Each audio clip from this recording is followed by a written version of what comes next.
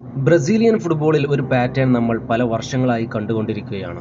Talent ഒരിക്കലും കുറവില്ല, flyer ഒരിക്കലും കുറവില്ല, പക്ഷേ കൺസിസ്റ്റൻസി, അവൈലബിലിറ്റി അതാണ് പല കരിയറും ഡിഫൈൻ ചെയ്തത്. അതായത് ബ്രസീലിനെ ബാക്കിയുള്ള ടീമുകളെ അപേക്ഷിച്ച് മികച്ച സ്ക്വാഡ് എല്ലാ ലോകകപ്പിലും ഉണ്ട് എന്ന് പറഞ്ഞിട്ടെന്ത് കാര്യം? എല്ലാത്തിലും ചെറിയ ചെറിയ പിഴവുകൾ വരുത്തി തോൽവിയിലേക്ക് മടങ്ങുന്നു. പക്ഷേ ഇന്നത്തെ ചർച്ച ബ്രസീലിനെ കുറിച്ചല്ല. അതെ, ഇന്നത്തെ ചർച്ചയുടെ കേന്ദ്രത്തിലുള്ള താരം റാഫീഞ്ഞയാണ്. ബാർസലോണയിൽ ഇമ്പോർട്ടൻറ്റ് റോളുള്ള വിങ്ങർ. വർക്ക് റേറ്റ് ഉണ്ട്, ടാക്ടിക്കൽ ഡിസിപ്ലിൻ ഉണ്ട്, ബിഗ് മൊമെന്റ്സിൽ ക്രിയേറ്റ് ചെയ്യാനുള്ള ആബിലിറ്റിയും ഉണ്ട്. പക്ഷെ അതിനൊപ്പം ഒരു ചോദ്യം സ്ലോലി ഉയരുകയാണ്. ഈ താരം ഫ്യൂച്ചറിൽ ഇഞ്ചുറി ഡ്രൈവൺ ഇൻകൺസിസ്റ്റൻസി ഉള്ള പ്ലെയർ ആകുമോ? ഈ ചോദ്യം വന്നത് റാൻഡമായി അല്ല. ചെറിയ ചെറിയ muscle injuries, short time absence ഇവ ഒറ്റയ്ക്ക് വലിയ പ്രശ്നമല്ല. പക്ഷേ റിപ്പീറ്റ് ആകാൻ തുടങ്ങുമ്പോൾ അതൊരു പാറ്റേൺ ആയി മാറാൻ സാധ്യതയുണ്ട്. ഇവിടെ തന്നെയാണ് കമ്പാരിസൺ നാച്ചുറൽ ആയി വരുന്നത്. Neymar ജെ.ആർ.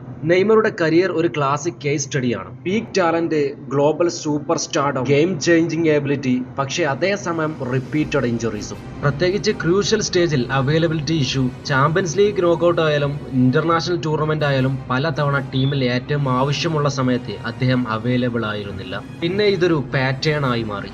Angle injuries, fractures, imminent stress, same areas repeatedly target ചെയ്ത ഇഞ്ചുറി, ലോങ് ലേ ഓഫ്സ്, റിക്കവറിക്ക് ശേഷം റിതം കണ്ടെത്താൻ സമയമെടുത്തു. ആ സമയത്ത് ടീമും പ്ലെയറിനും പ്രഷർ കൂടും. പക്ഷേ ഇപ്പോൾ റാഫീഞ്ഞയുടെ കേസ് നോക്കുമ്പോൾ സിറ്റുവേഷനിൽ സ്ലൈറ്റ്ലി ഡിഫറെന്റ് ആണ്. അവന്റെ ഇഞ്ചുറീസ് കൂടുതലും മസിൽ റിലേറ്റഡ് ആണ്. ആംസ്ട്രിങ് സ്ട്രെയിനും ഫാറ്റിഗു ഇഷ്യൂസ് ഇവ ജനറലി ഷോർട്ട് ടൈം ആണ്. പ്രോപ്പർ മാനേജ്മെന്റ് ഉണ്ടെങ്കിൽ പേടിക്കാനില്ല. ഇവിടെ ഒരു വലിയ റിസ്ക് കാത്തിരിക്കുന്നുണ്ട്. മസിൽ ഇഞ്ചുറീസ് ആവർത്തിച്ചു വരുമ്പോൾ അത് പ്ലെയേഴ്സിന്റെ റിതം എഫക്ട് ചെയ്യും.